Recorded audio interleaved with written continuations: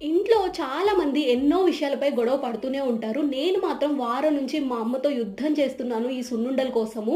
ఎన్నో రిక్వెస్ట్‌లు, letters, emails, follow up, backup ఏవి వర్కౌట్ అవ్వలేదు. ఫైనల్‌గా ఒక డైలాగ్ చెప్పాను. అడగట్లేదు, అభ్యర్థిస్తున్నా అని. సో, వెంటనే అప్రూవల్ వచ్చింది. మీకు కూడా ప్రాసెస్ చూపిస్తా చలో.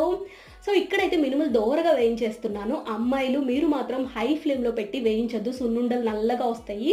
సో, మీడియం ఆర్ లో ఫ్లేమ్‌లో పెట్టి ఒక 15 మినిట్స్ పడతది. బాగా దోరగా వేయించండి. వేయించాక కొంచెం బియ్యం కూడా వేసుకోండి. సో, మనం సున్నుండలు తినేటప్పుడు పంటి కింద అంటుకోకుండా ఉంటాయి. దాని తర్వాత బెల్లం మీరు మినుములు ఎంత క్వాంటిటీ తీసుకున్నారో బెల్లం కూడా అంతే క్వాంటిటీ. బెల్లాన్ని బాగా దంచి కొంచెం పేస్ట్ అయ్యాక మళ్ళీ ఈ పౌడర్‌లో కలిపేయడమే. సో, ఈ బెల్లం ఉండలు అవన్నీ పోవడానికి మీరు మళ్ళీ మిక్సీ పట్టాల్సిందే పౌడర్ అంతా. ఇక ఫైన్ పౌడర్ అయ్యాక ఎండు కొబ్బరి యాడ్ చేసుకోండి. చాలామంది వద్దనుకున్న వాళ్ళు స్కిప్ చేసేయొచ్చు. ఇక ఈ ఉండలు చూడ్డానికి నేను పడిన తిప్పలు అంతా ఇంత కాదు. నెక్స్ట్ వీడియో కోసం వెయిట్ చేయండి. వీడియో నచ్చితే లైక్ చేసి